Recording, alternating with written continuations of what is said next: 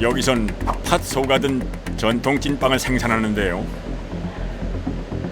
생산량이 많을 땐 하루 평균 약 8,000개의 찐빵을 만들어냅니다.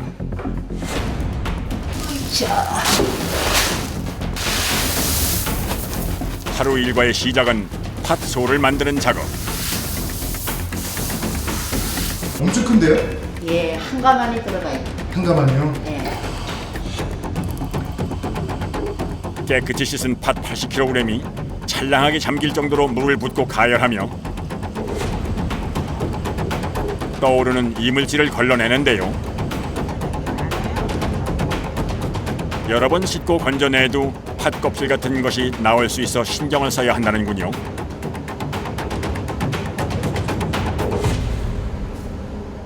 팥에는 게 신경 쓰인다고요. 왜요? 그래도 뭐 맨날 이렇게 해놓으라고 해도 이물질 나온다 그래요.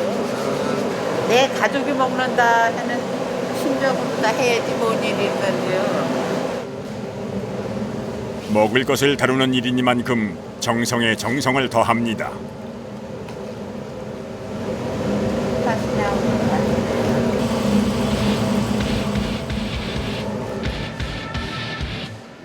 팥을 삶을 동안 어제 미리 만들어 식혀둔 팥소로 찐빵을 빚는 작업자들. 속도가 예사롭지 않은데요.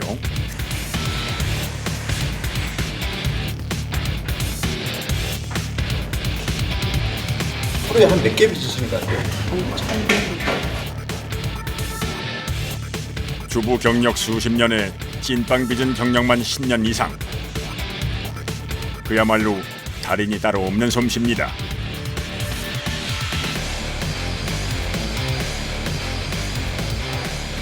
겨울이 다가올수록 판매량이 늘어나는 이 마을의 찐빵. 전국에서 밀려드는 주문량을 맞추려면 서둘러야 합니다.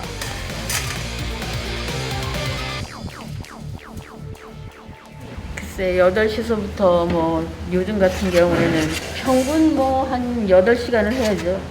암만 짧은 시간이라. 쉬는 날이 없어. 여기서 일에다가 쉬는 날이라 하면은 집에 가서 집에 좀 농촌 일 해야지. 농사일. 이곳에서 일하는 사람들은 모두 인근 마을 주민들. 젊은 시절 농사를 짓다 이곳에서 일하게 된 어르신들입니다.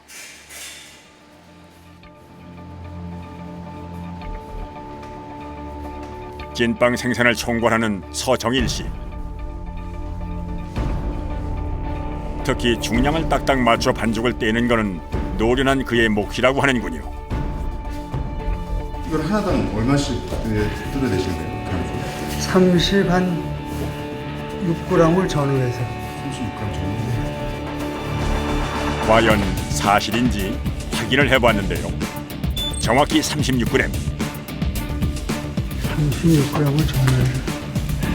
이야, 손저울이 따로 없군요.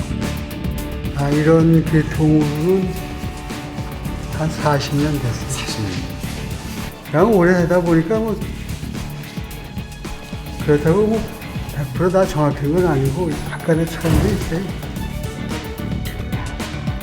손으로 빠르게 뚝딱 만들어도 모든 찐빵 무게가 80g 남짓. 모양도 무게도 찍어낸 듯 비슷하게 빚은 찐빵은 숙성을 한 뒤 익혀야 쫄깃하고 푹신한 식감의 찐빵이 된다고 합니다.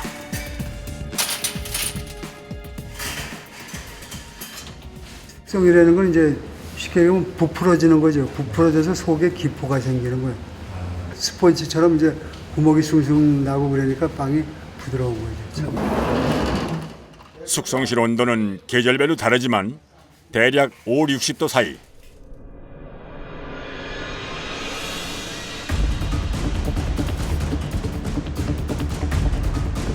이곳에서 50분가량 재우면 드디어 모든 준비를 마치고 이제 마지막 단계로 쪄낼 일만 남았습니다.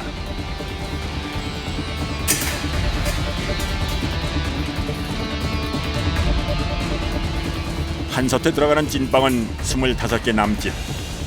11개 찜솥에서 한 번에 300여 개를 쪄낼 예정입니다. 몇 분 동안 이게 빵을 쪄요? 25분요. 25분 동안요? 예.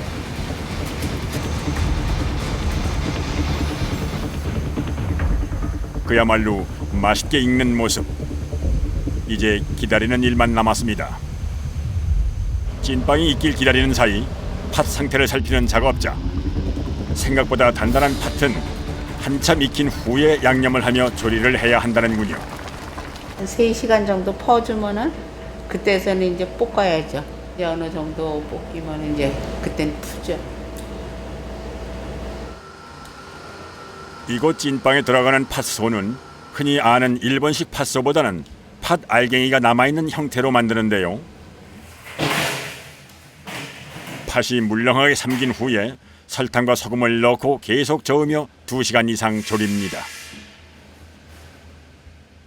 젓는 거 힘들지 않으세요? 힘들죠. 이게 뻑뻑하니까 힘들죠. 처음에는 쉬워요. 네. 처음에는 멀거니까. 그런데 이걸 때려야 되니까 네. 때려야 제맛이 나거든. 그러니까 내주기 힘들어요. 날이 많이 선선해져 요즘엔 좀 낫다지만 불옆을 지키며 몸을 쓰는 일은 그야말로 중노동. 판매량이 많을 땐 하루 2번씩 팥소를 만드는 일을 해야 합니다.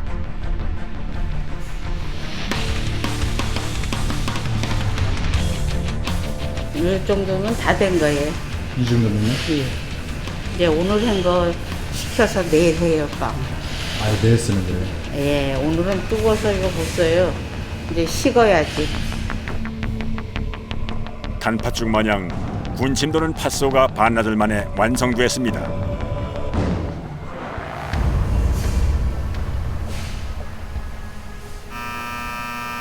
이제 완성된 찐빵을 확인할 시간.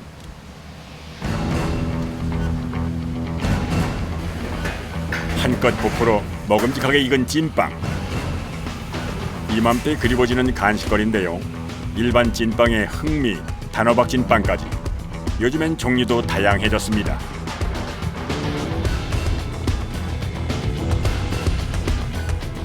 하하, 정말 한입 맛보고 싶군요.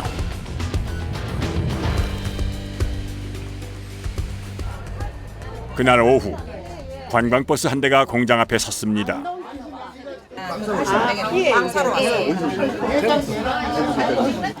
아이고.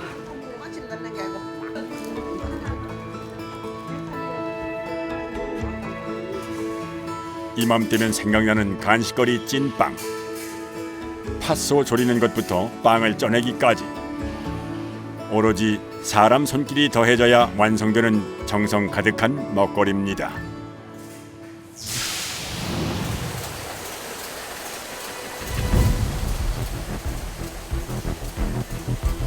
경기도 파주의 한 만두 공장. 이곳 역시 성수기를 맞아 연일 바쁘게 돌아갑니다. 특히 건강한 먹거리를 찾는 사람들이 많아지면서 판매량이 더욱 늘고 있다는데요.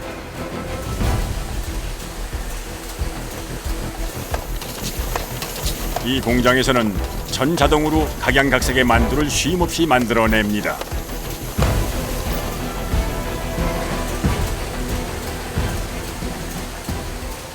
하루에 2,000박스 정도 생산하고 있습니다. 무게로 따지면 하루 12톤 정도 되고 있습니다.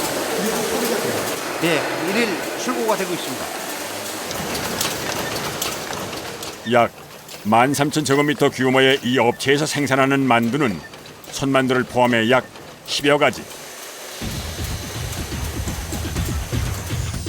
하루에 한 종류 내지는 2종류의 만두를 생산하는데요. 가장 작은 크기의 물만두를 기준으로 하루 10만 개 이상의 만두를 생산한다고 하니 정말 어마어마한 양입니다.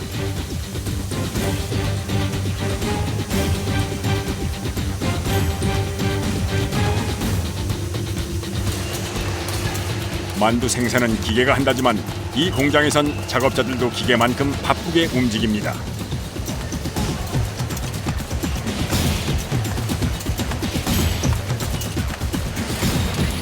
기계가 원활하게 돌아가도록 하는 일은 모두 사람 몫이기 때문인데요. 만두가 만들어지려면 피가 있어야 되는 거고 만두 수업이 있어야 되는 거잖아요. 그걸 저희가 보충을 해주는 거죠. 이게 흐름이 끊기면 안 돼요? 네, 안 되죠. 왜요? 왜냐면 그만큼 생산성이 떨어지는 거잖아요. 기계는 자동으로 계속 돌아가야 생산성이 있기 때문에. 특히 만두 피는 미리 많은 양을 기계에 걸어두면 말라서 갈라지기 때문에 조금씩 보관실에서 가져다 걸어야 합니다. 때문에 작업자들은 쉴 틈이 없이 움직여야 한다는군요.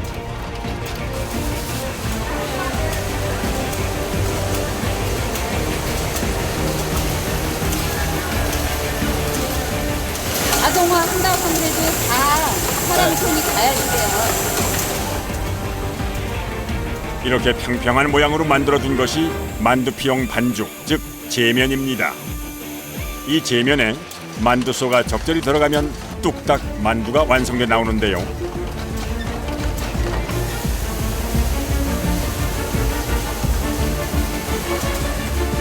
컨베이어 벨트 위로 쏟아져 나온 만두는 다음 작업으로 원활히 이어지도록 작업자들이 일일이 세워 줄을 맞춥니다. 공장이 안정적으로 돌아가기 위해선 만두소가 떨어지지 않도록 보충하는 것도 중요한데요. 이 만두소에는 10여 가지의 채소와 고기가 배합되어 있습니다. 주로 부추, 대파, 양파, 양배추 이런 식으로 쓰여지고 있습니다. 채소는 다른 업체에서 손질한 것을 납품받습니다.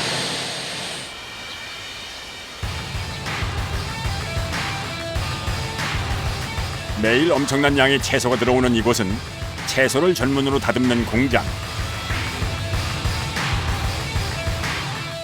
양배추나 양파, 파, 고추 등 주로 향이 강한 채소를 다루는 곳인데요. 이 공장의 주 거래처가 대형 만두 공장입니다.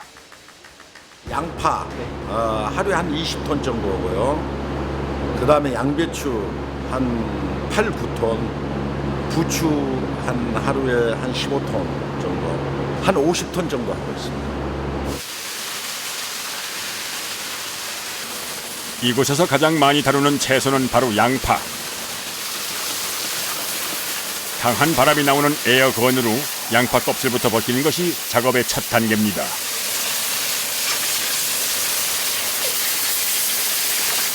그런데 그 소음이 얼마나 대단한지 여기선 귀마개가 필수입니다.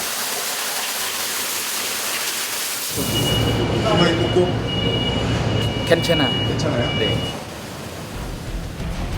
1차 공정을 마치면 소 껍질을 까고 양파를 선별하는 2차 공정이 이어집니다.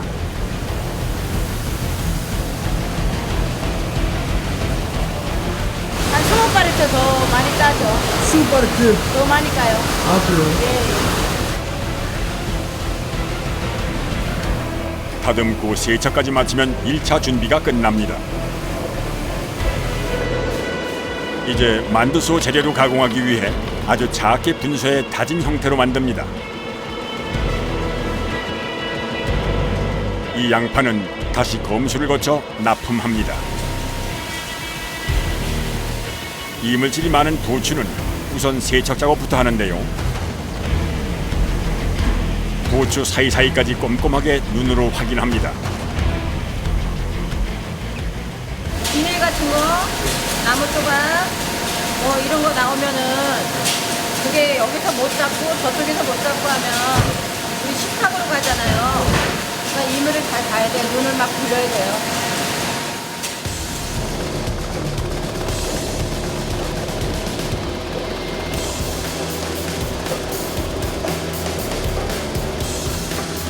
그리고 작게 분쇄한 부추는 진동이 있는 컨베이어 벨트를 지나 크기별로 분류가 되는데요. 굵고 거친 부분을 걸러내기 위한 과정입니다.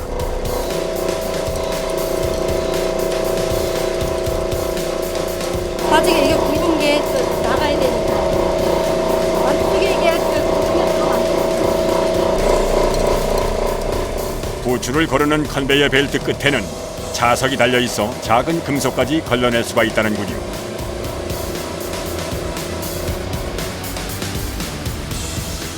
이 공장에서 가장 칼칼한 작업장, 바로 대파를 다듬는 곳입니다. 순식간에 파의 뿌리와 끝을 말끔하게 다듬는 작업자, 보기만 해도 눈이 시큰한 느낌인데요. 눈 안 매우세요? 안 매우세요? 저는 엄청 매운데. 저만 사람 많아. 아, 그래요? 아우, 눈 매울 텐데. 잘 안 매워요.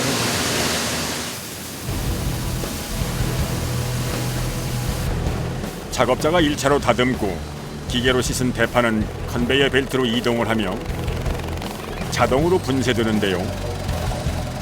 이렇게 잘린 파를 다시 한번 검수한 후 깨끗하게 세척을 해서 다시 한번 불순물과 상한 부분 등을 제거합니다.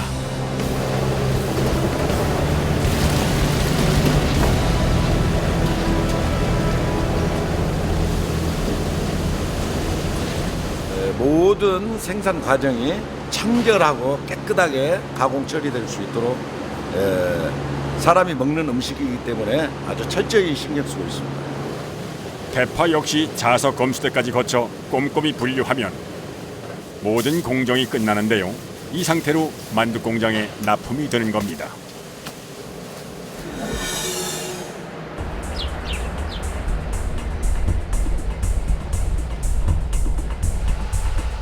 만두소를 만들기 위해 밑작업이 한창인 만두 공장.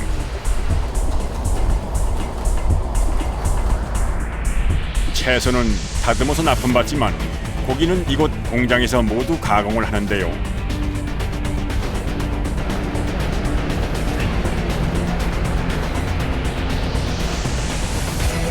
만두에 들어가는 고기는 돼지고기 뒷다리살,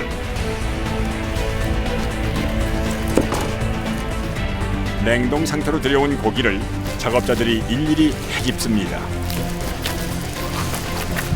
이렇게 공을 들여 고기를 살피는 데는 그만한 이유가 있다고 하는군요. 선생님 뭐 하시는 거예요? 가끔은 이물질이 있을 수가 있습니다. 그러면 그 이물질을 제거하기 위한 작업입니다. 혹시라도 남아있을지 모를 뼈 조각이나 이물질을 완벽하게 없애기 위해 온 신경을 집중하는 작업자들. 언 고기를 칼로 자르다 미끄러질 수도 있어 더욱 조심을 해야 한다는군요.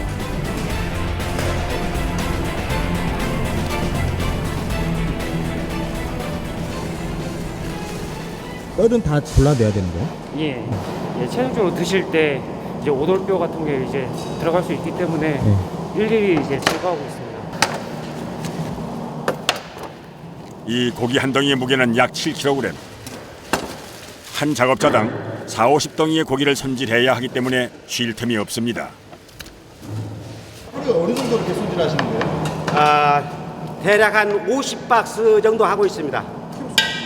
키로수로는 한 1톤 정도요? 더구나 해동이 덜 된 상태의 딱딱한 고기를 다루기 때문에 결코 만만치 않은 작업. 하지만 고기가 녹기 전에 서둘러 작업하는 데는 특별한 이유가 있습니다.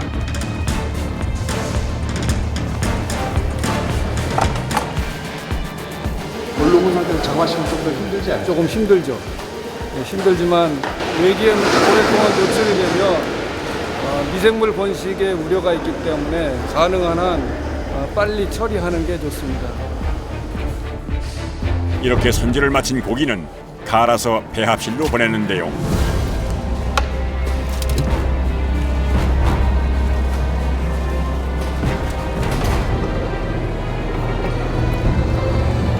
하루에 사용하는 고기는 약 1톤.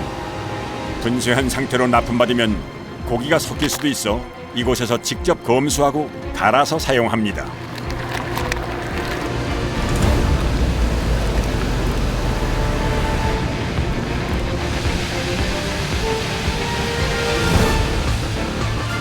일단 분쇄한 고기는 만두 종류에 따라 정확한 양을 넣어야 하는데요. 이 양이 만두의 맛을 좌우하기 때문입니다.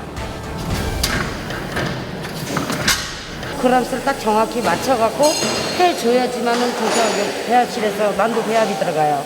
같이 이렇게 혼합을 섞어서 이제 배합실로 가면 배합실에서 이제 소비자들한테 맛있는 만두를 만들어서 하는 그 과정을 거치는 고기예요. 일정한 양의 분쇄한 돼지고기에 분쇄한 지방질을 넣으면 고기 준비 완료. 그리고 만두소에는 양파, 부추, 대파 등의 채소와 콩단백, 양념 등 약 10여 가지 재료가 들어가는데요.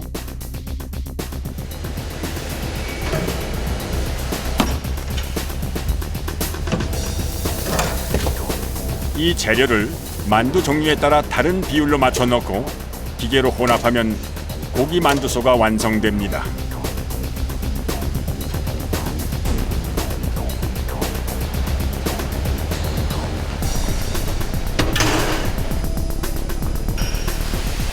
여기에 일정 양의 김치와 양념을 넣고 섞으면 김치 만두소가 되는 건데요.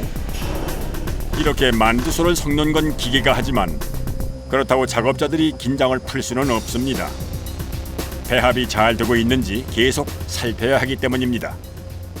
분조 양념이나 액조 양념이 어느 정도 잘 섞여 있는지 이거를 체크하는 게 가장 중요해요. 근데 이게 왜 그러냐면 너무 오랫동안 길어지면 나중에 배합이 나올 때 질어질 수가 있거든요. 예, 굉장히 중요합니다. 만두의 맛을 좌우하는 가장 중요한 과정.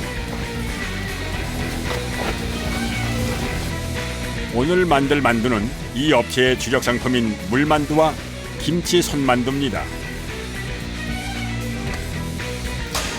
오늘 배합 좋다. 자른 김치 약 160kg이 들어가 완성된 김치 만두소 한 상자. 일단은 이게 너무 질지도 않고요. 그렇다고 너무 되지도 않고 이렇게 되면 식감도 좋고요. 이 성형실에 들어갔을 때 속도 잘 들어갑니다. 그래서 만두가 이쁘게 나올 수 있고.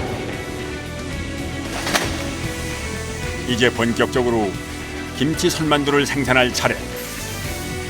일단 만들어온 만두소부터 기계에 채워 넣는 것으로 작업이 시작됩니다.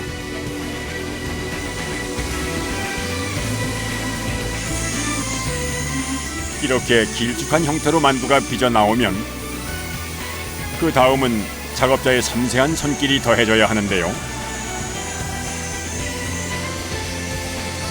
일일이 동그란 형태로 빚어야 하기 때문에 기계 속도에 맞추어 서둘러 작업을 진행합니다.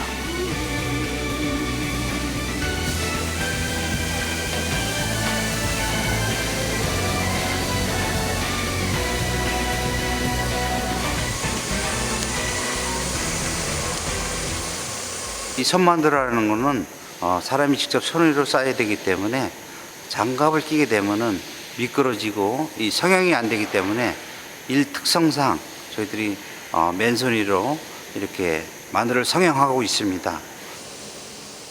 특징과 맛에 따라 다른 모양으로 만두를 생산하다 보니 그에 맞춰 생산 라인과 틀을 바꿔야 해 하루에 1개 혹은 2개 종류의 만두만 생산할 수 있는데요.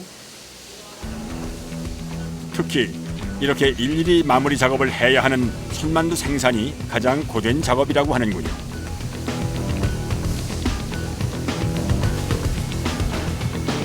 게다가 기계가 돌아가는 속도에 맞춰 일을 해야 하다 보니 작업자들 몸 곳곳이 쑤시는 건 당연지사. 같은 자세로 서서 하는 일이라 더욱 힘이 듭니다. 어디가 돼요? 어깨, 다리, 손. 여기 서 계셔야 되고요. 네. 힘들어도 참고, 네, 서로 회사 돼가고, 내 가장에 많은 도움을 주니까, 도움이 되니까, 최대한 일을 하면 힘들어도 즐겁게 하려고 노력을 하죠. 누군가의 엄마 혹은 가장이기에 할 수 있는 일.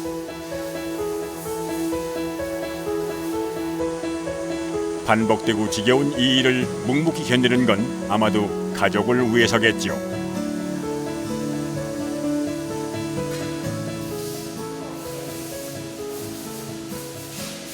드디어 찾아온 점심시간. 서둘러 기계 단속부터 하는데요. 고작 1시간 남짓 쉴 예정인데도 일일이 비닐 덮개를 씌워둡니다. 먼지 같은 거 들어가잖아요. 그러니까 식사하는 거 1시간 동안에. 그러니까 이렇게 해야지 아무것도 안 들어가잖아요. 깨끗한 게 이물질이 안 들어가기 위해서.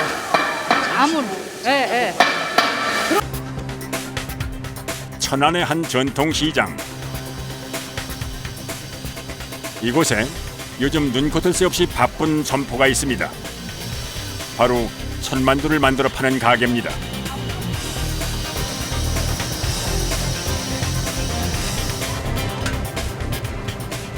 즉석에서 만든 만두를 바로 쪄서 판매하는 이곳. 판매하는 만두 종류도 10가지가 넘습니다. 하루에 거짐 한 70판? 70판? 네, 주말 같은 경우는 한 거짐 100판 가까이. 주말이면 3-4천 개씩 팔리는 만두. 이곳에서 일하는 직원은 누구랄 것도 없이 하루 종일 정신없이 바쁜데요. 계속 반복이죠. 계속 만들고 쩌고 만들고 쩌고 왔다리 갔다리 계속. 바로 만들고 바로 찐 만두. 그 맛이야 말해 뭘 하겠습니까? 날이 쌀쌀해질수록 가게 앞은 북새통. 계절이 만두 맛을 더하는 모양입니다. 우리 친정 부모님이 좋았어요. 그래서 사가지고 가요. 네, 역시 손만두라서 큼직큼직하고 이제 씹히는 맛이 좋아요. 그때그때 필요한 만큼씩 만두소를 만드는 작업자들. 그 과정 중 가장 힘든 건 재료를 짜는 일입니다. 물기가 있으면 만두가 질퍽거리고 또 만두 향도 안 좋아지고 전체적으로 빨리 상할 수가 있어요. 특히 식감을 위해 넣는 무말랭이 다루는 게 제일 고역이라는군요.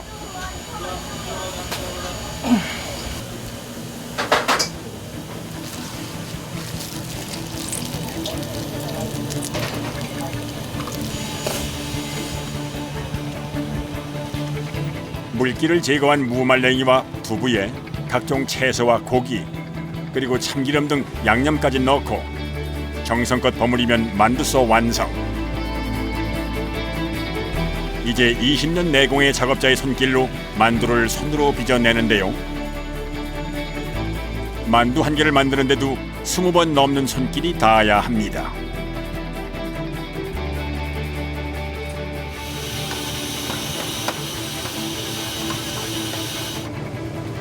이 흔하지만 참 반가운 먹거리를 만들기 위해 작업자들은 오늘도 뜨거운 하루를 보냅니다.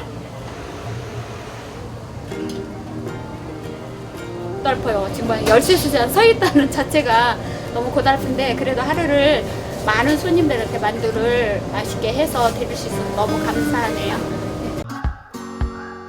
또 다른 겨울철 별미를 찾아간 곳은 부산 해운대. 겨울 간식의 최고봉으로 꼽히는 어묵을 만드는 곳입니다. 어묵의 고향이라고 불리는 만큼 다양한 종류와 방식으로 어묵을 만드는 곳이 많은데요. 이곳은 주로 수제 어묵을 만들고 있다고 합니다. 실거래가 어묵이 생선으로 만드는 거니까 도미 최고 맛있지 않습니까? 도미 원래 좀 담백하고 단맛이 있고. 연육은 보통 보름에 한 번씩 받아 사용하는데요. 어묵의 식감을 살리기 위해 살이 단단한 돔과 명태를 주로 쓰고 있습니다.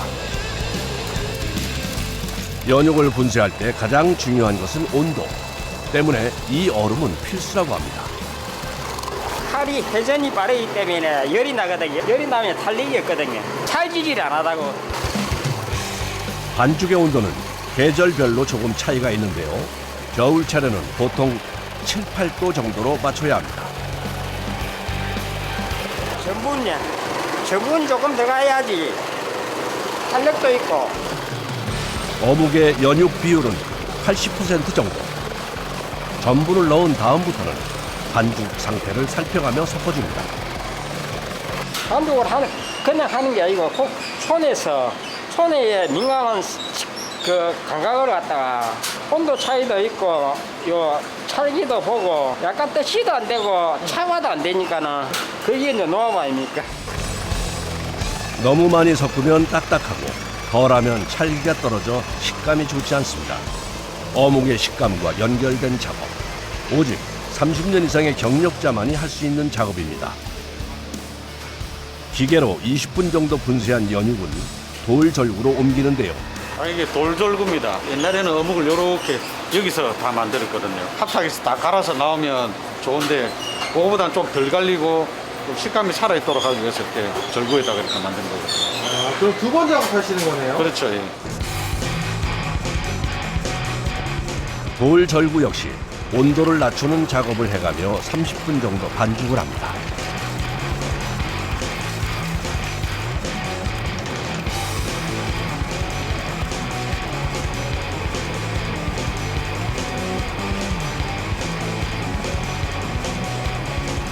수제 2카트, 기계 2카트 이렇게 할 거고요. 지금 백봉은 200개, 양파, 양배추는 150개 하고 사각은 400개씩 이렇게 하면 될 거고요.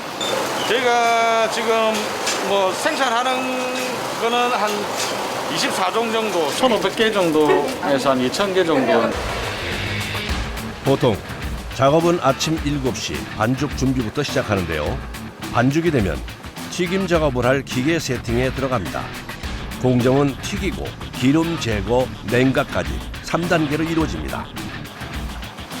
예, 온도 다 올라왔습니다. 작업 시작하겠습니다. 어묵을 전체 사람이 손으로 다 만들 수는 없으니까요. 여기 사각 어묵 이런 것들은 손으로 하면 많이 못 뽑아요. 손으로 하는 거는 드물게 말 수 있는 거. 보통 작업은 기계로 어묵을 만드는 것부터 시작하는데요. 기계에 모양 틀을 끼워준 다음 종류에 맞게 채소나 속 재료를 반죽에 넣어 잘 섞어줍니다. 두께가 얇은 사각 어묵 제조엔 특별한 장치 하나가 더 필요한데요. 잘 떨어지고로만 기름 올리겠습니다. 미세하게 기름의 양을 조절하며 만드는 것이 포인트. 그야말로 감으로 하는 작업이라 40년 이상의 경력자가 맡아 하고 있습니다. 틀에 맞게 모양이 만들어진 어묵은 작업 라인을 따라 이동. 170도 온도의 기름에서 1분 내로 빠르게 튀겨냅니다. 튀겨진 어묵은 그대로 작업 라인을 따라 이동하는데요. 이때 어묵의 모양이나 기름의 온도를 수시로 확인하는 작업자들. 일정한 모양과 품질 유지를 위해 반드시 필요한 작업입니다. 이후 타류기를 거치면서 불필요한 기름을 제거, 어묵의 담백한 맛을 살려주는 과정을 거칩니다. 수제 어묵은 저희가 600개 나갈 겁니다. 자동 과정이 끝나면 그때부터는 수제 어묵 제조가 시작되는데요. 기본 반죽에 들어가는 채소들은 미리 손질해서 냉동해둔 걸로 사용합니다. 야채 반죽 배합 헹궈가지고 여기까지로 만들고 오징어도 넣고 그것도 새우 있는 것도 있고 소세지도 있고. 수십 년 어묵만 만들어 온 장인의 솜씨가 발휘되는 시간. 수제 어묵은 손목의 힘과 도구를 적절히 사용해 모양을 만들어내는 것이 포인트인데요. 사람 손으로 만들었기 때문에 크기나 모양은 조금씩 다르지만 이건 역시 수제 어묵만의 매력입니다. 손님들의 입맛과 취향을 고려 보기 좋고 맛도 좋은 수제 어묵의 종류만 13종. 날치알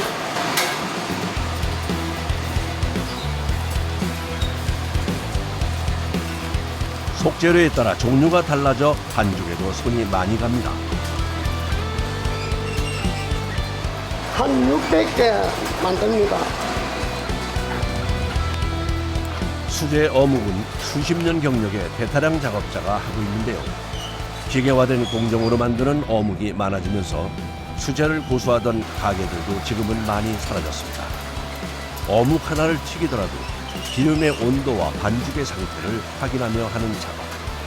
한번 시작하면 작업이 끝날 때까지 쉴 짬조차 없는 고된 작업이기 때문입니다.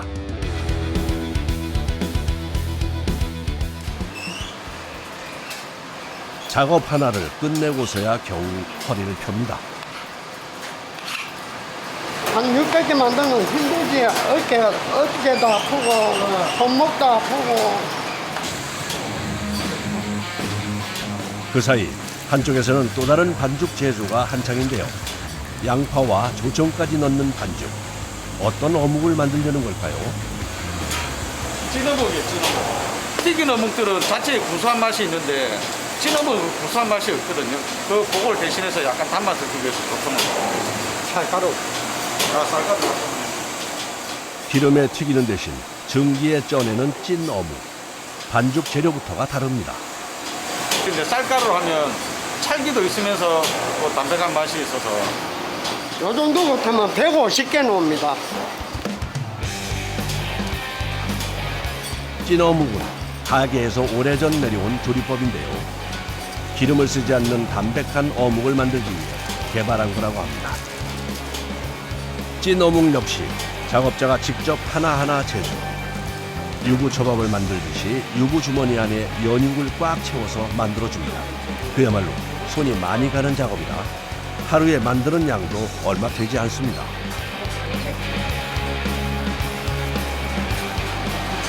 미리 손으로 많이 나갈 때는 한 400개씩 만들어야 돼요. 모양을 잡은 어묵은 고압 스팀 찜기로 쪄주는데요. 7분 정도 쪄. 너무 쪄버리면 어묵이 터져버려요. 어묵을 넣고 찜기의 온도를 100도까지 올리는데요. 그러는 과정에 서서히 쪄지다가 100도에서 2분 동안 찐 후 뜸을 들이면 어묵이 완성됩니다. 맛있네. 잘 나왔다. 얘는 함량이 높으니까 나올 수 있는 맛인데 찌뽀 같은 향기와 맛. 어묵인데 찌뽀 같은 맛이 나거든요. 어묵이 나오면 포장을 담당하는 작업자들의 손길이 분주해지는데요. 그게 사각 어묵은 얇은 만큼 포장 시에 모양을 잡아주는 과정은 필수. 손이 더 갑니다. 겨울이면 나무꼬치에 끼운 어묵 주문이 많은데요. 이 역시 수작업으로 하는 것을 고집하고 있습니다. 이유가 있다네요. 기계를 만약에 이용해서 꼽으려면 하여튼 어묵이 딱딱해져야 돼요. 어묵의 식감을 살리기 위해 번거롭지만 정성을 아끼지 않는데요. 그 덕분에 생산된 어묵은 현장 판매는 물론 택배로 전국으로 나가고 있습니다.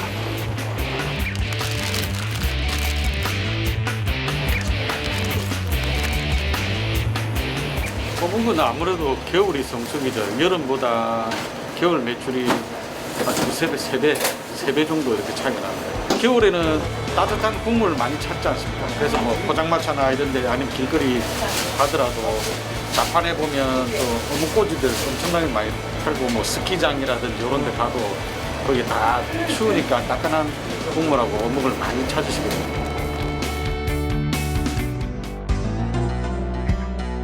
속을 따뜻하게 해줄 겨울 간식을 찾아 이번에는 충북 청주로 갔습니다. 전국 5대 전통시장 중 하나로 꼽히는 육거리 시장인데요. 이곳에 모락모락 김을 풍기며 사람들의 발길을 사로잡는 곳이 있습니다. 칼바람에 옷깃을 여미는 겨울이면 더욱 생각나는 간식 만두입니다.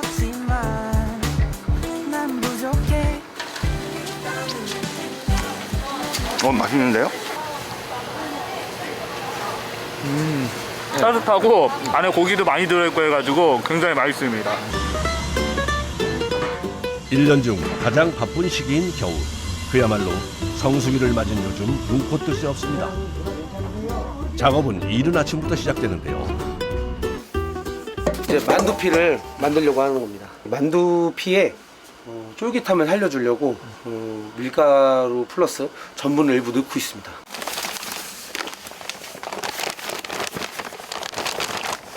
만두피 전용 밀가루가 나와서 써보긴 했지만 이 두 가지를 섞어서 쓰는 것보다 훨씬 맛도 덜하고 광택도 덜하고 쫄깃함도 덜해서 저희는 직접 배합해서 쓰고 있습니다. 쫄깃하고 탄력 있는 만두피를 만들기 위해 강력분과 중력분을 섞어 쓰는데요. 비율은 이곳만의 비법이라고 합니다.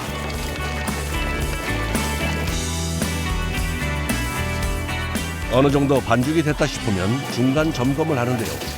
반죽은 반드시 맨손으로 확인하는 것이 원칙이라고 합니다.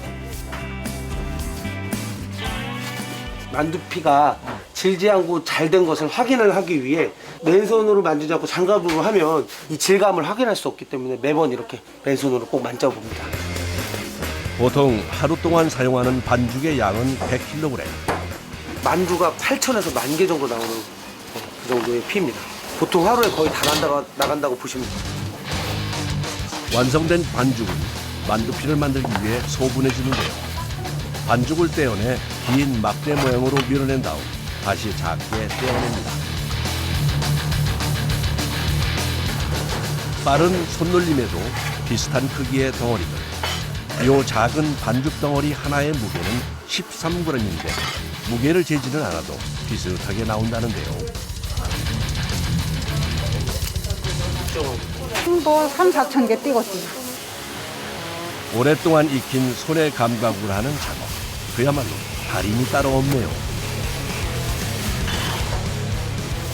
밀가루보다 전분가루가 훨씬 더 좋아요. 전분가루가 이제 우리 이 표면에 붙으면서 이 피를 더 촉촉하게 만들어주고 또 윤기가 나게, 광택이 나게, 그리고 더 맛있게 해줘요. 쫀득쫀득하게. 떨어지지 않아. 손가락이 아프라고요. 이모 많이 아파요? 참을 만큼 아파요. 참을 만큼 아파요? 하루 판매량을 만들려면 작업자 4명이 2시간은 작업해야 합니다. 왕만두 2,200개 피 떼야 됩니다. 네, 2,200개요. 반죽이 완성되면 더욱 바빠지는데요. 하나, 둘, 셋. 단 3번만 밀어 만두피 하나를 완성하는 작업자. 경력 1년, 365일. 만두피만 만들다 보니 노하우를 얻은 건데요. 기술이 느는 만큼 아픈 것도 늘었습니다. 밀 때 손바닥이 너무 아프거든요. 손바닥이요? 예. 이제 요게 다양한 피들이 있잖아요. 조금 마른 피도 있고 딱딱한 피도 있고 말랑말랑한 피도 있으니까 이게 피를 미는 거에 따라서 손에 힘이 많이 들어가거든요. 자, 이제 만두 빚읍시다. 예. 이 가게의 만두는 총 6가지 종류가 있는데요. 만두의 크기와 속에 들어가는 소에 따라 종류를 구분하고 있습니다. 만두를 빚는 작업자들은 총 7명. 오로지 만두만 전문적으로 빚다 보니 10초면 만두 하나를 뚝딱 빚어냅니다. 왕만두는 기본 만두 크기의 2배. 빚는 시간도 더 걸리는데요. 그래도 1분에 3개꼴로 빚는다고 하니 기술자가 따로 없습니다.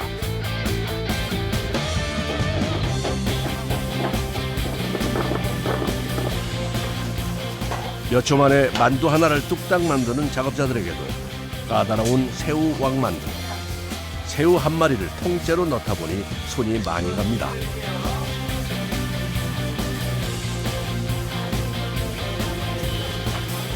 천천히 들어가야 씹는 맛도 좋고 맛있어요. 아무래도 수분기가 있다 보니까 만두피가 잘 안 붙을 수가 있어요. 이제 집게 손가락을 이용을 해서 아래 엄지랑 위에 검지랑 꼭꼭 눌러줘야 돼요. 보통 일반 만두는 80개, 왕만두는 55개가 한 판인데요. 20분 정도면 한 판을 만드는 겁니다. 완성된 만두는 찌기 전에 물을 뿌려주는데요. 왜냐하면 이렇게 이제 마르잖아요. 이게 지금 해놓으면 이렇게 예쁘게 해놓으면 말라요. 그러면은 물을 뿌려갖고 찌면은 예쁘게 나와요. 만두는 100도 온도의 김이 올라오는 찜기에 쪄줍니다. 한 김 식고 나면 급속 냉동에 뒀다 택배와 현장 판매를 하고 있습니다.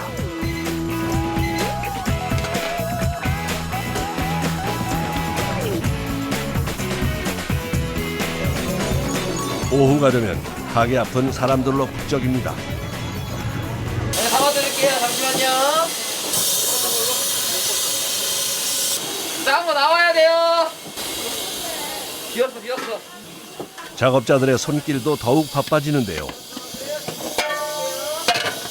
고기속이 없어요. 작은 거부터 만들어주세요. 김치속 없어요. 김치속 만들어주세요. 지금 만두 속이 이제 거의 다 떨어졌어. 지금 네. 속 준비하러 빨리 먼저 가. 지금 먼저 갈까요? 지금 빨리 준비하러 가. 네. 준비 작업은 가게 옆에 있는 작업실에서 하는데요. 가장 먼저 손질하는 것이 무말랭이, 만두의 핵심 재료입니다.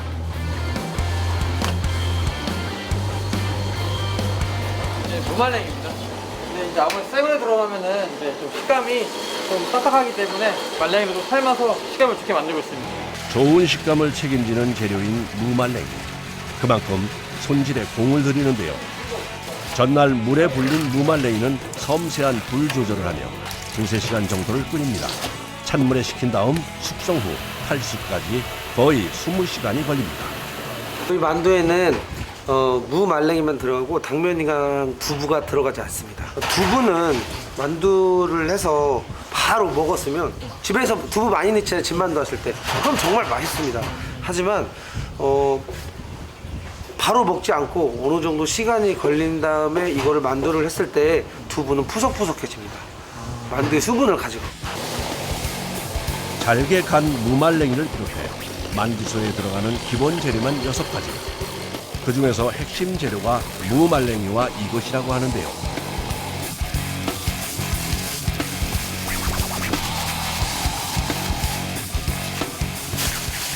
지방 부분입니다. 고기만 하면 살코기만 들어가서 너무 퍽퍽할 수 있어요. 그런 냄새들을 조금 이렇게 잡아줄 수 있는 향신료입니다. 만두의 식감을 부드럽고 풍부하게 만들어주는 재료인 지방. 잡내를 잡아줄 된장에 술도 넣어 혼합합니다. 한 번 만드는 만두소의 양은 대략 170kg 정도. 무말랭이, 양파, 부추, 마늘, 거기에 고기가 들어갑니다. 고기 지방으로 만든 진액을 윤활유 삼아 넣으며 섞는데요. 거기에 활용점정으로 향신료 하나만 들어가면 완성. 고소한 맛을 주기 위해 저희 만두 속에는 참기름을 넣고 있습니다. 균일한 맛을 내기 위해서는 골고루 섞인 속이 관건입니다. 안 섞인 데는 이렇게 찾아가지고 천천히 돌리다 보면 이렇게 나오거든요. 그런 데는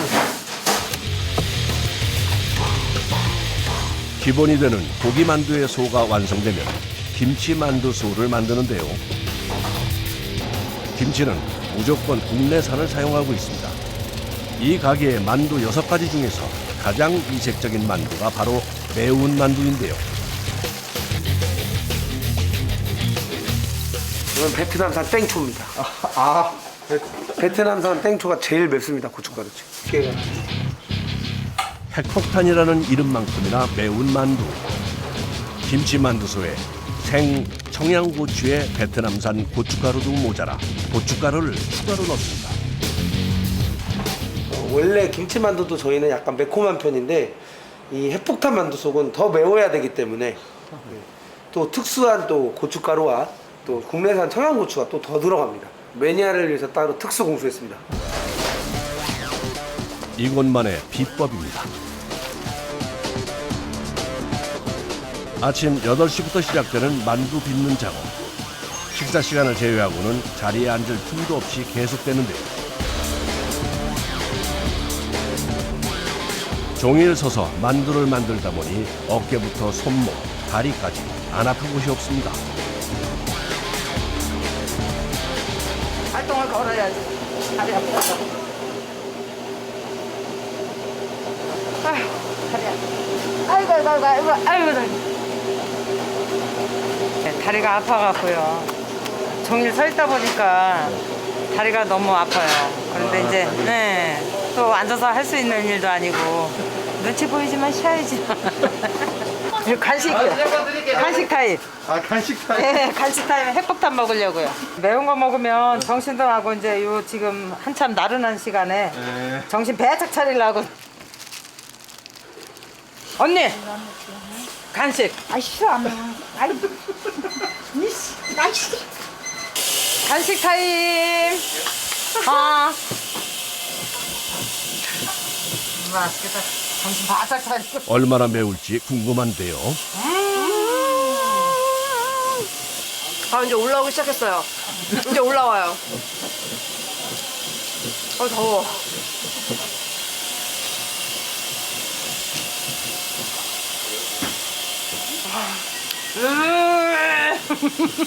올라오다니까. 야, 정신이 번쩍 나네 아주 그냥. 주문량에 따라 다르지만 저녁 7시쯤이 되면 작업도 끝이 납니다. 이제 그만 싸고 끝내자고요. 알았어, 언니.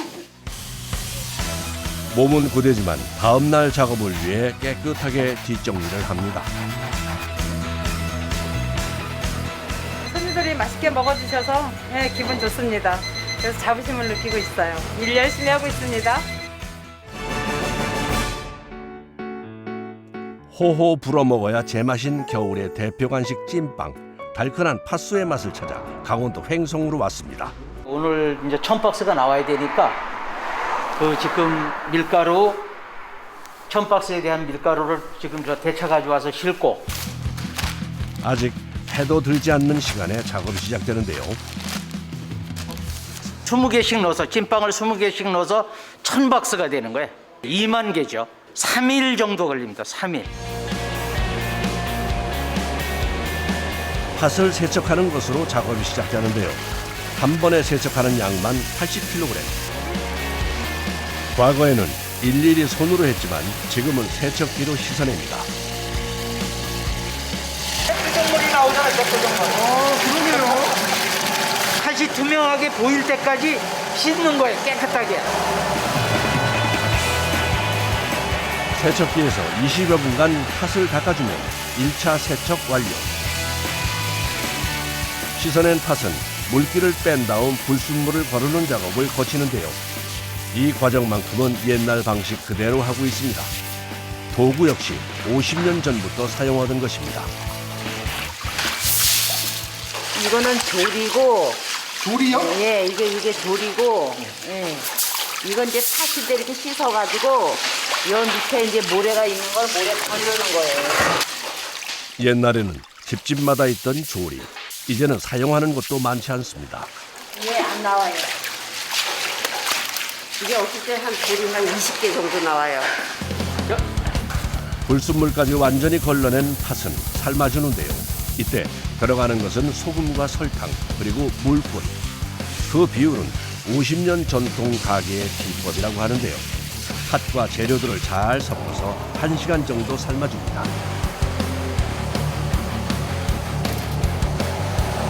이 팥소를 지금 그 80kg짜리가 지금 그러니까 5번 정도 팥을 쏘야 돼요. 이렇게. 그래야 한 6,000개 정도를. 팥은 1시간 정도 팔팔 끓인 다음 30분에서 40분 정도 뜸을 들인 후 소금과 설탕을 추가합니다. 그리고 다시 40분 정도를 주걱으로 저어가며 조리는데요. 팥이 계속 이렇게 불을 들여가지고 조릴 때는 이 자리를 못 떠나요. 왜냐하면 이 팥이 조금이라도 불이 너무 세거나 그러면 이 팥이 탈 수가 있으니까 이 자리를 계속 지켜야 돼요. 이렇게. 도구는 신식으로 바뀌었을지 몰라도 방식은 달라지지 않았습니다. 그 옛날 가마솥에서 팥소를 만들듯이 장장 4시간을 기다리며 정성을 들이는 작업자. 어느 정도 졸여지면 설탕으로 당도를 조절해서 팥소를 만들면 되는데요.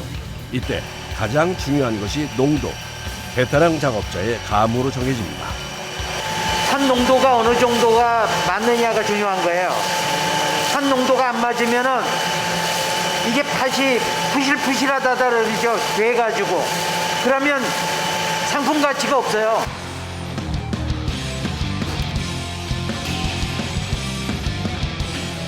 떨어지는 게 아까하고 다르죠? 이게 이제 응고가 돼가는 상태인데 이 농도가 지금 맞았다는 얘기예요. 완성된 팥소는 소분해서 하루 정도 식힌 후 사용합니다. 팥소 작업이 끝날 때쯤이면 반죽 준비에 나서는데요. 빵 부풀어 오르는 역할을 해주는 거, 이스트야. 이스트 외에도 찐빵의 식감과 맛을 살리기 위한 특별한 재료가 들어갑니다. 막걸리가 들어가면 반죽이 좀 더 쫄깃하고 더 감칠맛이 납니다. 찐빵 반죽의 베이스는 밀가루인데요. 거기에 이스트와 막걸리, 설탕, 밀가루 무게의 10% 정도의 쌀가루를 섞어줍니다. 부드러운 맛하고 소화도 잘 되고 이런 역할을 해주거든요. 이게 그래가지고 쌀가루를 저희는 사용을 하고 있습니다. 하루에 사용하는 반죽만 120kg, 요즘은 30kg 정도 더 만들고 있는데요. 그만큼 작업량도 늘었습니다. 반죽은 찐빵 하나 크기로 떼어 놓는데요. 36, 7, 8 빵 빚어놓으면 그 빵 총체 무게가 70g짜리로 나오게 돼 있거든요. 빵 하나 무게가. 그래서 그 비례를 맞춰가지고 그렇게 뜯어내는 거예요. 대충 떼는 것 같아도 계산을 하고 반죽 소분을 하는 건데요. 이렇게 해둬야 작업 속도도 빨라집니다. 반죽이 준비되자 찐빵 빚기에 돌입하는 작업자들. 하나하나 손으로 찐빵을 빚어내는데요. 기계로 하면 수월하겠지만 웬만해서는 수작업을 고집하고 있습니다.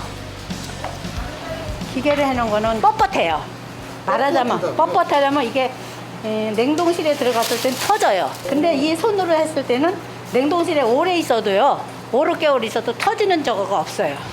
사람 손으로 빚은 찐빵이 맛이나 품질이 좋아 힘들어도 손으로 만드는데요. 뚝딱 만들어내는 것 같아도 1인당 하루 1000개 이상씩을 만들어야 하는 작업. 노동량이 만만치 않습니다. 일하러 오시는 분들이 좀 해보겠다고 오세요. 근데 보기에는 엄청 쉬워 보이죠. 그냥 뭐 밀가루에다 판 넣어가지고 만들면 끝인 줄 아시는데 이게 또 막상 해보면 그게 아니에요. 하루 해보시고 아유 나 너 못합니다 이러고 가시는 분이 많아요. 완성된 찐빵은 열을 맞춰 정리한 다음 숙성실로 들어가는데요.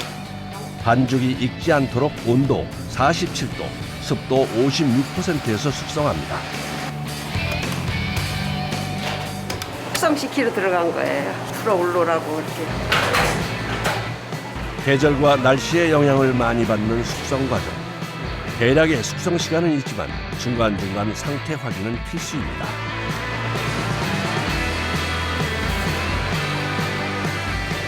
확인 안 하면 너무 퍼지죠. 그럼 빵이 말랑말랑해가지고 못 쓰죠. 그러니까 눈으로 보고서는 빼야 돼요. 어느 정도라고 말할 수는 없어요.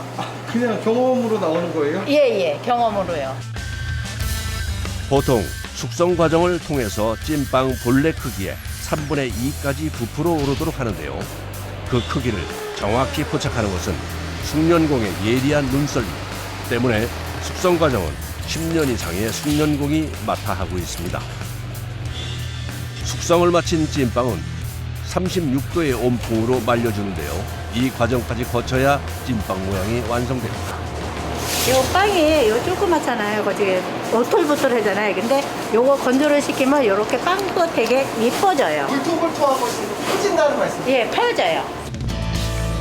이야, 정말 팽팽하게 잘 펴졌네요. 두 번의 숙성 과정을 거쳐 모양이 완성된 찐빵. 참 손이 많이 가는 간식이네요. 이제 찜기에 들어가는 거예요. 13분에서 15분 사이요. 왜 시간이 좀 그렇게 달라요? 뜸 들이는 시간까지 15분 정도. 수십 명의 작업자들이 새벽부터 정성으로 빚어낸 찐빵. 드디어 그 모습을 드러냅니다. 아기 엉덩이 마냥 통통한 것이 모양도 참 예쁜데요.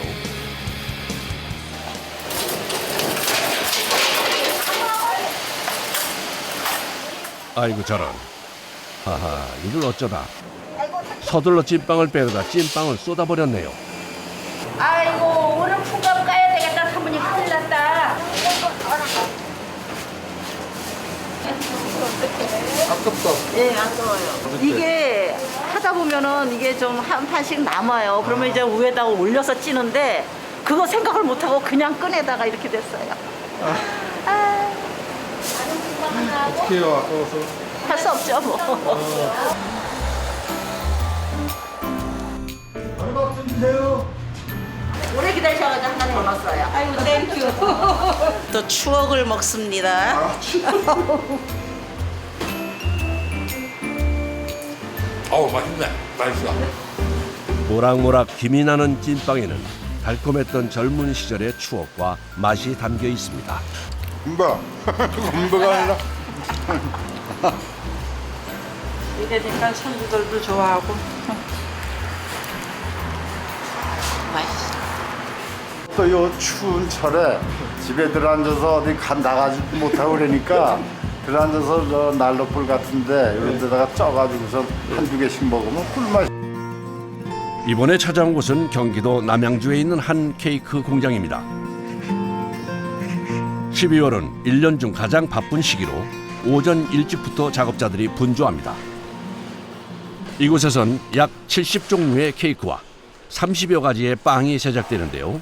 요즘처럼 크리스마스 시즌엔 빵보다 케이크 물량이 훨씬 더 많다고 합니다. 케이크는 대부분의 제작 과정이 수공으로 이루어져 하루 종일 눈코 뜰 새 없이 바쁩니다. 특히 올해는 코로나19 영향으로 홈파티의 인기가 증가하면서 케이크 주문량이 급증했다고 합니다. 하루에 한 200개에서 250개 정도 만들고 있습니다. 조각으로 따지면 한 2,500조각 정도 됩니다. 크리스마스고 해서 12월 달에는 바쁩니다. 요즘 같은 시기엔 매일 밀려 들어오는 주문량을 맞추기 위해 온종일 속도전을 치러야 합니다. 이번에 만드는 것은 매번 주문량 베스트 3 안에 드는 인기 메뉴 티라미슈입니다. 작업자가 케이크 틀에 뜨거운 불을 대고 있는 이유는 냉동된 케이크의 옆면을 살짝 녹여주면 틀과 분리하는 것이 쉬워서라고 하네요.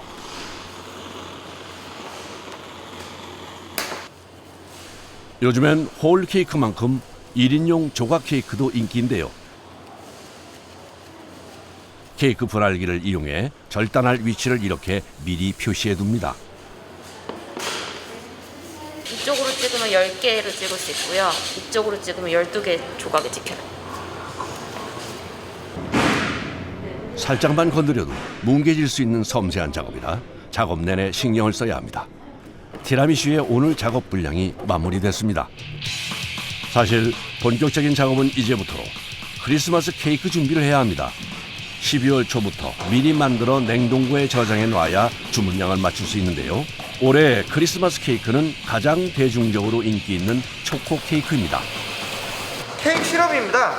시럽에 럼주를 넣어서 좀 맛과 향을 좀 낼 수 있게끔 합니다. 그래서 촉촉하게 케이크가 될 수 있게끔 시럽을 충분히 골고루 잘 쳐줘야 케이크 맛있고 촉촉한 케이크 됩니다. 대량 생산을 하더라도 맛을 놓쳐서는 안 된다는 게 제과 인생 35년 배정열 씨의 철학입니다. 시트에 생크림을 짜는 작업이 마무리되자마자 작업자가 케이크를 냉동고로 옮깁니다. 이제 마이너스 한 20도 정도 되는 곳에서 일단 얼리거든요. 저희가 이제 얼려놓으면 이제 시트가 안 움직이기 때문에 이제 좀 더 작업성을 편리하기 위해서 얼려놓는 이유가 있습니다. 다음 날 아침 케이크 공장을 다시 찾았습니다. 어제 냉동고에 넣은 케이크를 꺼낼 시간입니다. 시트를 1차 냉동하는 것은 대량 생산에 최적화하기 위해 고안해낸 방법인데요. 작업의 효율성과 완성도 모두를 높여줍니다. 케이크가 단단히 고정돼 아이싱과 후반 꾸밈 작업이 모두 편해졌습니다. 크리스마스 주문량만 3,000개. 배송까지 마치려면 시간이 없습니다. 마무리는 빨강, 초록, 알록달록한 크리스마스 장식들을 케이크 위에 올려주는 일입니다. 산타클로스부터 트리까지. 전 먹지도 않았는데 보기만 해도 설레는 것 같네요. 종교를 떠나 크리스마스에 케이크를 먹는 문화가 확산되면서 매년 12월이면 참 바쁜데요. 서서 하는 작업이라 육체적으로 힘들지만 케이크와 함께 달콤한 시간을 보냈으면 하는 마음으로 정성을 다해 준비한다고 합니다. 일단 야구수장에 붙어서 돈 월급 많이 받으면 좋겠죠.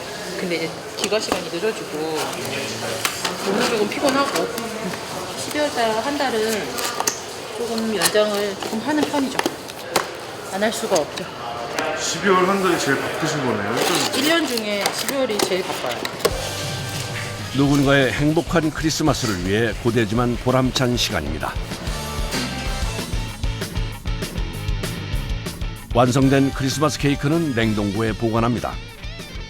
그리고 배송 날짜에 맞춰 전국 각지로 출고된다고 합니다. 이번에 만들 빵은 고소하고 부드러운 우유 맛이 매력적인 생크림 롤 케이크입니다. 첫 작업은 체에 밀가루를 걸러내는 일입니다. 밀가루에 이물질 같은 게 들어올 수도 있고 저희 이렇게 밀가루를 체에 치면은 공기 포식이 되거든요. 그래서 밀가루 성질이 더 좋아지죠. 1차 반죽은 기계가 하지만 2차 반죽은 직접 손으로 합니다. 20kg이 넘는 반죽을 힘들게 손으로 섞는 이유가 있다고 하네요. 거품이 죽어갖고 거품이 사그라든다고 그래야 되나? 기계로 돌리면 너무 빨리 돌아가니까 사람 손으로 이렇게 살살 섞어주는 거예요.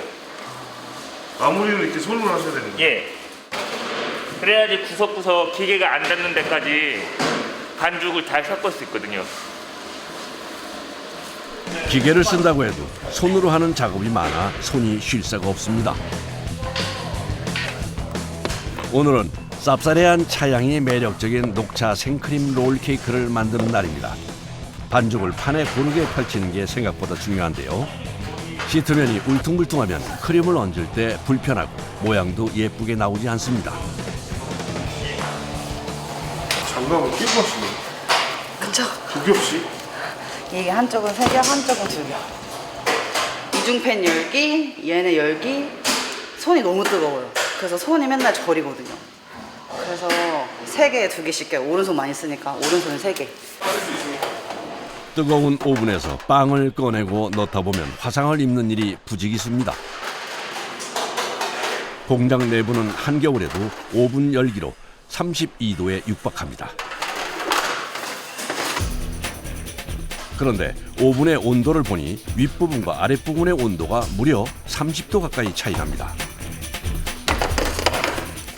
무슨 문제가 있는 건 아닐까요?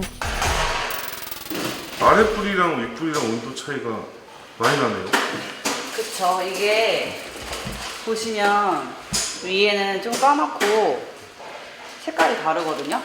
윗면은 색깔이 이렇게 곱게 나와야 되고 얘가 롤 겉면이거든요. 근데 대신 이 속면은 이렇게 타면 질감도 안 맛있고 색깔이 안 이쁘거든요. 안에는 밑에는 색깔이 나지 않기 위해서 밑에 불은 좀 약하게, 위에 불은 조금 세게. 겉부분은 시각적으로 맛있어 보이게 색을 진하게 낸다고 합니다. 생크림 롤 케이크는 시트를 굽는 것도 중요하지만 생크림을 어떻게 마느냐가 더 관건입니다. 그만큼 크림을 마는 과정이 까다롭고 힘들다는 건데요. 정확한 크림의 양을 올리는 것부터가 노하우가 필요한 작업입니다. 크림의 양도 많고 조금만 힘을 주면 크림이 무너질 수도 있어 숙련된 작업자가 아니면 굉장히 분량이 많이 나오는 공정이기도 합니다.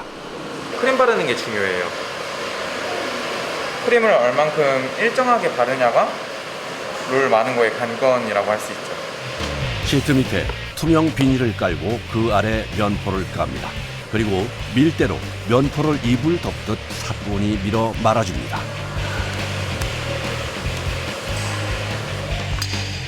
여기 있던 크림을 여기에 붙임으로써 여기가 접착 역할을 할 수 있게끔 만들어주는 거예요. 여기가 여기에 잘 붙을 수 있게. 네네. 아니면 크림이 말면서 밀려가지고 새우 나오거든요. 그래서 일부러 내려가지고 접착 역할을 시켜주는 거예요. 최대한 크림이 있는 부분엔 손을 대지 않고 면포와 밀대를 이용해 말아내는 것이 중요합니다. 보기엔 쉬워 보이지만 수많은 노력 끝에 나온 노하우입니다. 이거 하나만 여기에서 배워가도 저희 업계에서 잘 배웠다 할 정도로 많은 게 어려워요.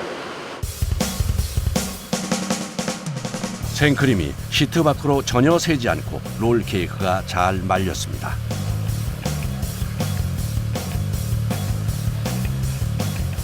작업자들의 노력으로 어느새 조리대 위가 녹차 생크림 롤 케이크로 가득 찼습니다. 모양이 예뻐지. 이렇게 손으로 만져주는 거예요. 길게. 이렇게 되면 상품성이 없어지는 거예요.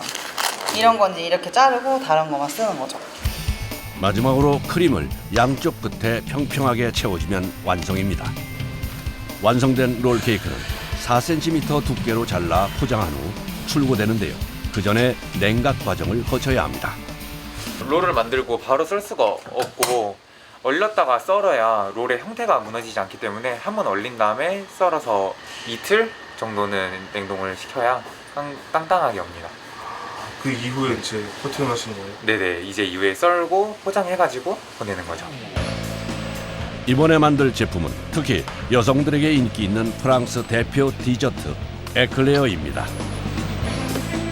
슈크림과 비슷하지만 길쭉한 슈에 크림을 넣고 표면에 초콜릿 등 다양한 재료를 더딥히기 때문에 슈크림보다는 다채로운 맛과 형태를 보이는 것이 특징입니다.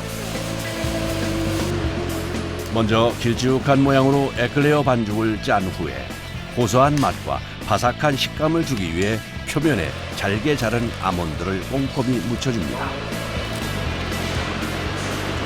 맛이 없을 수 없죠. 안에 크림까지. 이게 안 떨어지네요. 근데 나중에 굽고 이거 어떻게 떼세요? 얘네가 구워지면 철판에서 딱 떨어져요. 이렇게 살짝 건드리면 탁 떨어져요. 좀 질감이 무거운 상태 반죽이라서 둘러붙는 성질이 있는 거라 지금은 떨어지지 않아요. 견과류 위엔 다시 비스킷 반죽을 올려주는데요. 구워지는 과정에서 비스킷 반죽이 표면을 감싸 겉을 바삭바삭하게 만들어주는 역할을 한다고 합니다. 에클레어는 이곳의 대표 메뉴로 보통 하루 생산량이 400개 정도인데요. 오늘은 특히 주문량이 많아 아직도 구워야 할 분량이 상당해 작업자의 마음이 급합니다.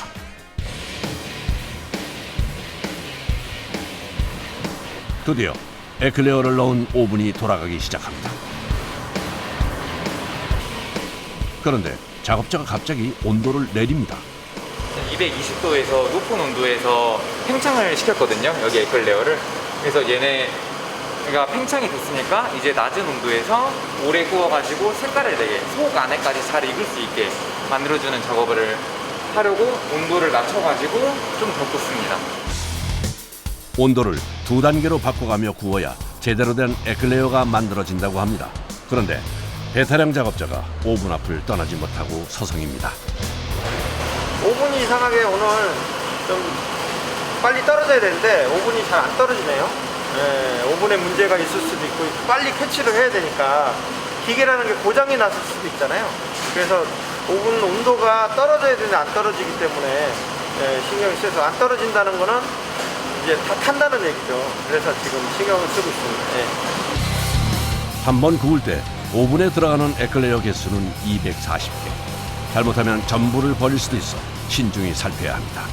과연 제대로 구워졌을까요? 내내 오븐 앞을 지키고 있던 작업자가 에클레어를 꺼냅니다. 아, 제가 보기엔 괜찮은 것 같은데 어떤가요? 어느 정도는 괜찮은데요. 조금은 더 잘 나왔으면 좋았죠. 앞으로 마음에 들진 않으시나 봐요? 네, 그렇습니다. 제 눈엔 맛있어 보이는데 베테랑 작업자의 눈엔 차지 않는 듯합니다. 금방 구워진 빵을 잘라 보여주는 작업자. 좀 비어있는 데도 있네요. 예, 여기에 또 이 얇은 막이 돼 있어서 그렇지 안에는 비어 있습니다. 여기에 이제 크림이 들어가는 거죠. 물하고 버터를 끓여가지고 밀가루를 투입을 하는데 밀가루가 완전히 익어야 돼요. 밀가루가 완전히 익어야지만이 오븐에서 볼륨도 있고 구멍이 뻥 뚫리는 거예요. 작업자가 쟁반에서 에클레어를 골라냅니다. 작거나 좀 진한 거는 빼요. 네, 얘네들은 괜찮아요. 상품성이 없는 거는 다 빼야 돼요. 오늘 조금 완전한 제품을 드셔야 되는데 이 뭐 좀 아깝다고 해가지고 이걸 판매를 한다는 거는 말이 좀 안 되는 것 같아서 저희 같은 경우는 최선을 다해서 품질적으로 좋게 만들도록 노력하고 있습니다. 에클레어는 다른 빵에 비해 손이 많이 가고 만드는 과정도 꽤 까다롭습니다. 마지막 공정은 구워진 빵의 뒷면에 일일이 구멍을 뚫는 작업입니다.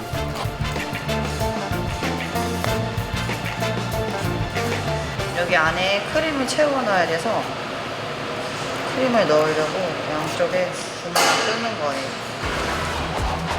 에클레어에 들어가는 크림은 크림치즈와 요구르트, 머랭이 들어간 생크림입니다. 작업자가 마무리 작업에 속도를 냅니다. 완성된 에클레어는 하루 동안 냉동 후 포장을 끝내면 바로 출고됩니다. 12월에는 크리스마스 시즌이기 때문에 저희 이제 베이커리 종사자나 저희 업계 같은 경우는 대단히 바쁘죠. 그래서 태행량도 늘어나고 주문량도 늘어나고 직원들하고 같이 이렇게 먹고 산다고 해야 될까요? 이제 같이 성장하는 게 저는 제일 바람직하다고 생각합니다.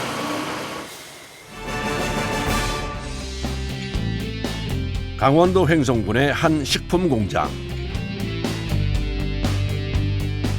이곳은 옛날 핫도그와 감자 핫도그 등 약 20여 종류의 다양한 핫도그를 만들어내는 공장입니다.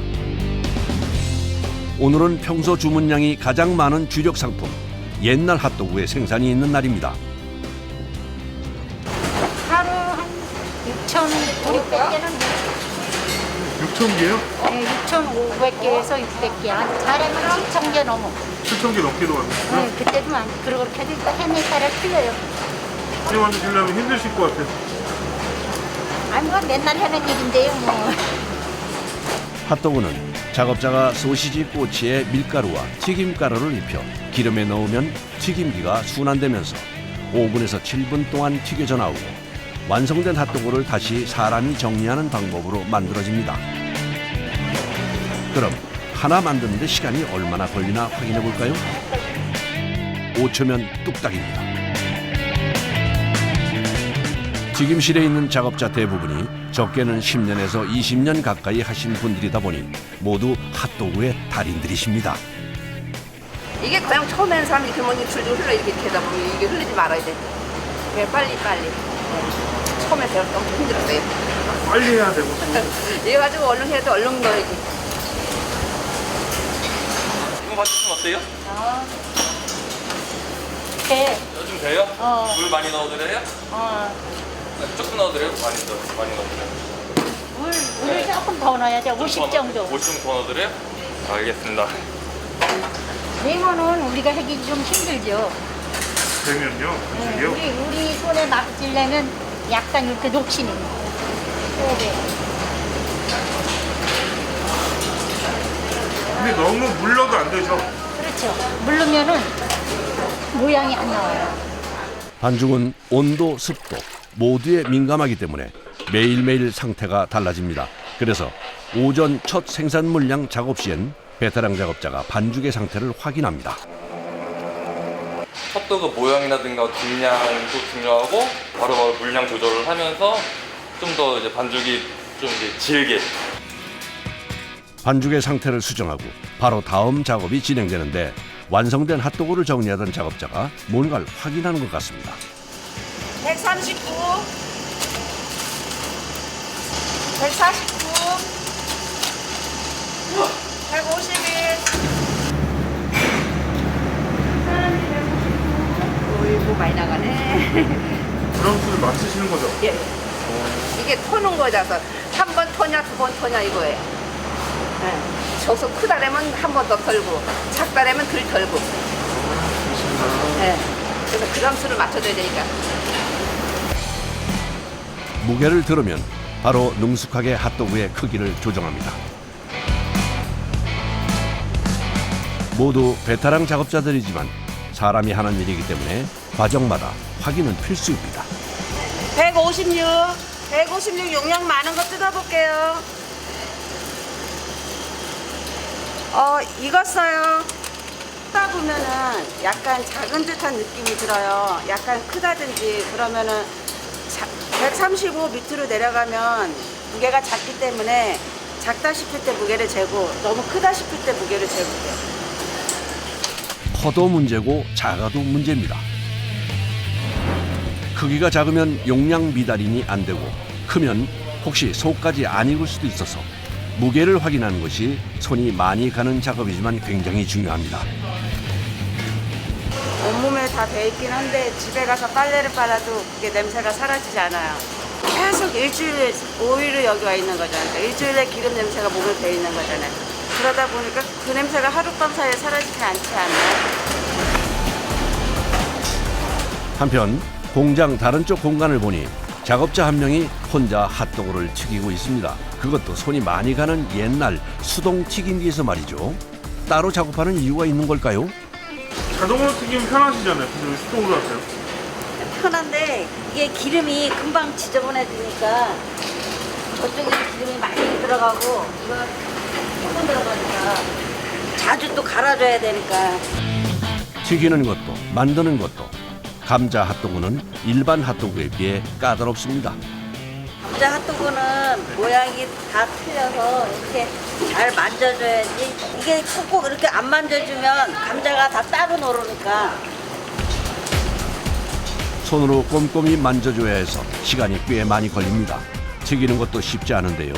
감자의 모양과 크기가 제각각이라 직접 눈으로 확인하면서 익은 상태를 체크하고 기름에서 빼야 합니다.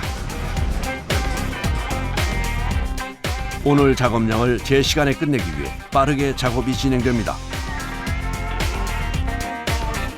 어느새 수북했던 감자 바구니가 허름하게 비어 작업자가 다시 채웁니다.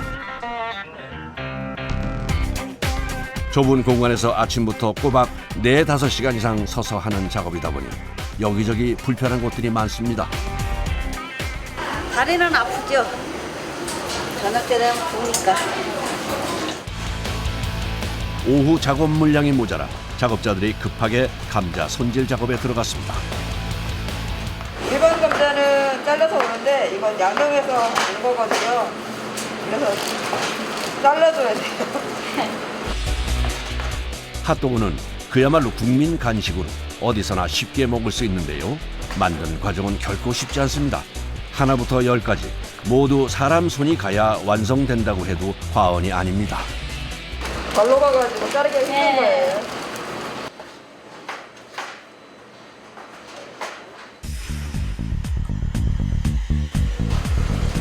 점심시간이 끝나고 오후 작업이 시작됐습니다. 오후엔 기다란 반죽을 돌돌 말아 만드는 새로운 핫도그 작업이 진행됩니다. 기계에서 20cm 크기로 반죽이 자동으로 잘려 나옵니다. 이번에도 초반엔 역시 확인할 것이 많은데요. 무게를 측정해서 미달되거나 초과하는 것들은 모두 폐기합니다. 그런데 반죽은 왜 자르는 걸까요? 치즈가 들어갔는지 안 들어갔는지도 확인을 해보면서 무게가 좀 낮아졌다 싶으면 치즈 양을 더 늘리고 이런 식으로 계속 반복을 하거든요. 그러다 보니까 계속 체크를 할 수밖에 없는 것 같아요. 소시지 꼬치에 반죽을 하나하나 일일이 돌돌 말아야 해서 인력이 많이 필요한 작업입니다. 특히 기계에서 반죽이 나오는 속도를 맞추려면 한시도 쉴 틈 없이 달려야 합니다. 자세히 보니 많은 것도 기술이 필요해 보입니다. 이렇게 해서 이렇게 들 땡기면은 이게 모자르잖아요. 모자르니까 이게 땡기면 여기 치즈가 나와 이렇게 여기 치즈가. 그래서 이거 요런 거 땡겨야죠. 네. 너무 땡겨도 또 안 되시죠? 너무 땡기면 여기 뭉쳐서 저기서 이제 튀길 때 쳐져. 여기가 너무 땡기면. 이게 또 요런 거 땡겨가지고 딱 맞게 이렇게 딱 끝났어 기술. 하루 밀가루 사용량만 무려 800kg. 작업량이 상당합니다. 특히 지금 하는 핫도그는 준비 과정이 많아서 매일 할 수 있는 작업이 아닙니다. 그래서 주문 들어온 개수를 오차없이 정확하게 채워 작업을 해야 합니다. 핫도그 표면에 바삭한 튀김 가루를 묻혀 작업을 마무리합니다. 성형을 마친 핫도그를 차곡차곡 모아서 가는 곳은 발효실입니다. 보통 35도에서 40도 정도의 온도에서 1시간 정도 숙성하는 과정을 꼭 거친다고 합니다. 발효 안 한 거에서 비교를 해봤을 때 식감 차이가 많이 나가지고 더 푹신하고 빵에 먹는 그 푹신한 게 더 좋아가지고 발효를 한 1시간 정도는 꼭 시키거든요. 발효가 끝난 핫도그는 바로 튀김기에 넣습니다. 핫도그마다 반죽의 농도도 다르고 튀기는 기름 온도가 다른데요. 돌돌 마는 핫도그의 경우는 162도에서 4분 정도 튀기면 맛있는 핫도그가 완성됩니다.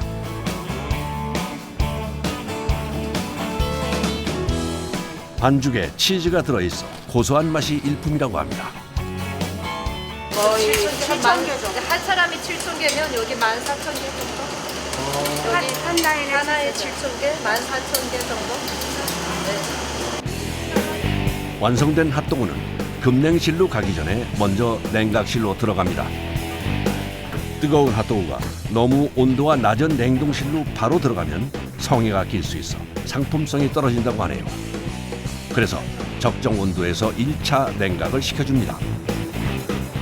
서서히 식히면서 확 얼린 다음에 이제 내보내는 거니까 냉각실 가서 일정한 온도가 떨어질 때까지 놔둔 다음에 이제 어느 정도 냉각이 됐으면 급냉실로 옮기는 거죠. 그래서 급냉실에 가서 하루 정도 언 상태에서 그 다음날 이제 포장은 들어가요. 오늘 작업한 물량은 냉각실에 넣고 포장을 위해 어제 작업했던 냉동된 핫도그를 꺼냈습니다. 한 번에 냉동고에서 많은 물량의 핫도그를 꺼내놓으면 녹아서 변질의 위험이 있을 수도 있습니다. 그래서 조금씩 꺼내 포장 작업을 진행하는 것이 원칙입니다. 뭐 핫도그 기준은 뭐 60개씩 해서 300박스 정도 포장하고 있습니다. 꾸준히 그렇게 하시는 거예요? 네, 평균적으로 그 정도씩 하는 것 같아요. 밀가루의 배합부터 반죽, 성형, 튀김까지 여러 작업자의 손을 거쳐 정성으로 만들어진 핫도그가 포장까지 마무리됐습니다. 속으로 세면서 막 남보다 또 빨리 해야 되니까 막 정신없이 하죠. 그래도 이제 개수는 정확하게 하셔야 되는 거예요. 예, 개수는 정확하게 해야죠. 실수 없이. 박스에 넣기 전 작업자가 핫도그 봉지를 여러 번 흔드는 것을 반복합니다. 이렇게 정리를 안 하면 제품이 파손될 수도 있고 그리고 나중에 뚜껑이 박스가 안 닫히는 경우가 생기거든요. 그래서 이렇게 조금씩 정리를 해주면서 넣고 있습니다. 오늘 생산된 핫도그는 홍콩과 대만으로 수출되는 물량입니다. 최근 들어 한국식 핫도그가 K푸드로 새롭게 주목받기 시작했는데요. 길쭉한 빵에 소시지를 넣어 먹는 미국식 핫도그와는 달리 쫄깃한 식감을 주는 반죽에 바삭한 빵가루를 입혀 튀긴 한국식 핫도그가 인기를 끌면서 홍콩과 대만 외에도 미국, 캐나다, 호주, 일본, 러시아까지 다양한 나라로 수출된다고 합니다.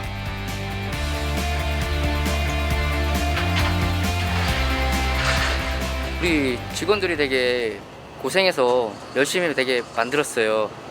그런데 이거 이렇게 나간 것들을 소비자분들께서 맛있게 드셔갖고 아 참 우리 거 맛있다, 다시 또 사 먹고 싶다 이런 얘기가 들렸으면